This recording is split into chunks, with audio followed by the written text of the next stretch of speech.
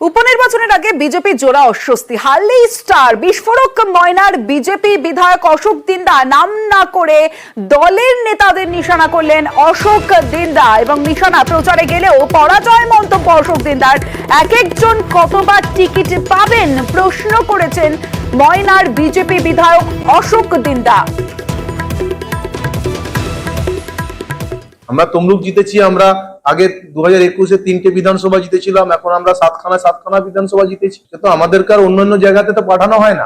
যারা ওখানে অন্যান্য জায়গাতে যারা প্রচারে যাচ্ছে তারা কারা, তারা আদৌ কোনো ইলেকশন জিতেছে কিনা, একজন কেন 4-5 বার করে টিকিট পাবে, কোনো ক্যান্ডিডেট লোক নেই কিনা। আমি ক্রিকেটার হয়তো স্টার, পলিটিক্সের স্টার নয়। জিতে যাওয়াটা স্টার হয় না, ও যারা হারবে এখানে তারাই স্টার। এ বিষয়ে আমরা বিজেপি নেতৃত্বের সঙ্গে যোগাযোগ করেছিলাম, তবে কেউই এই বিষয়ে কোনো মন্তব্য করতে নারাজ।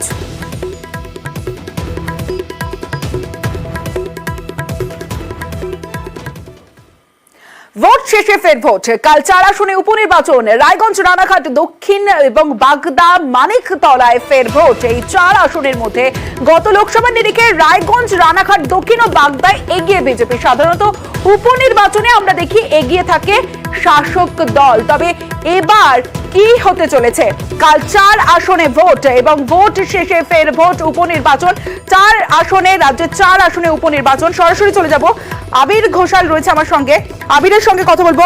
আবির, আমরা মূলত দেখেছি যে উপনির্বাচনে শাসক দলই এগিয়ে থাকে, তবে এবারের কালকের ইকুয়েশনটা ঠিক কি?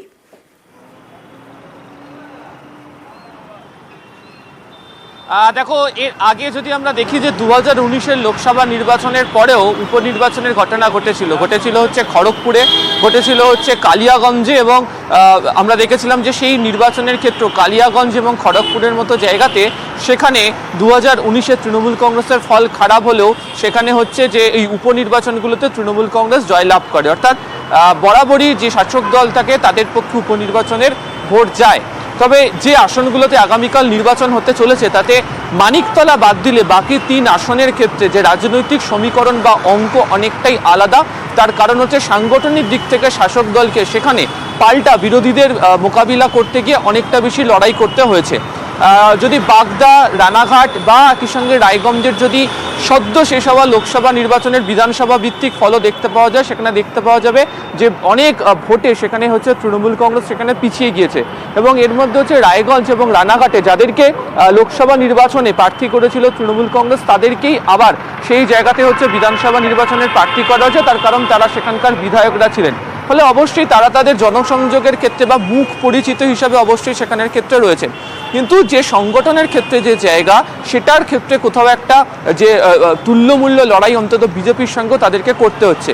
এছাড়া যেহেতু রায়গঞ্জের ক্ষেত্রে হচ্ছে কংগ্রেসের বা বাকিদের ক্ষেত্রেও বাকি আসনগুলোর ক্ষেত্রে হচ্ছে বাম কংগ্রেসের জোটের ক্ষেত্রেই নির্বাচনে লড়াই করছেন, তারা কতটা ভোট কেটে নিয়ে যেতে পারবেন তার উপর নির্ভর করে থাকবে হচ্ছে এই আসনগুলোতে জয়ের যে হিসেব সেটি। তবে রাজনৈতিকভাবে যেটা মনে করা হচ্ছে সেটা হচ্ছে মানিকতলার ক্ষেত্রে তৃণমূল কংগ্রেসের লড়াই যতটা সহজ, রায়গঞ্জ, বাগদা এবং যে রানাঘাট পশ্চিম সেখানের ক্ষেত্রে তৃণমূল কংগ্রেসকে লড়াইয়ের ক্ষেত্রে যথেষ্ট বেগ দিচ্ছে হচ্ছে বিজেপি। ফলে এই 3টি আসনের ক্ষেত্রে কোথাও গিয়ে লোকসভা এবং আগের বিধানসভার প্রেক্ষিতে দাঁড়িয়ে অ্যাডভান্টেজ হিসেবে তারা সেখানে লড়াই করবে আগামীকাল এই উপনির্বাচনে। বেশ আবির, আর আগামীকাল অর্থাৎ উপনির্বাচনের সমস্ত আপডেট দেখুন নিউজ 18 বাংলায় সকাল 8টা থেকে।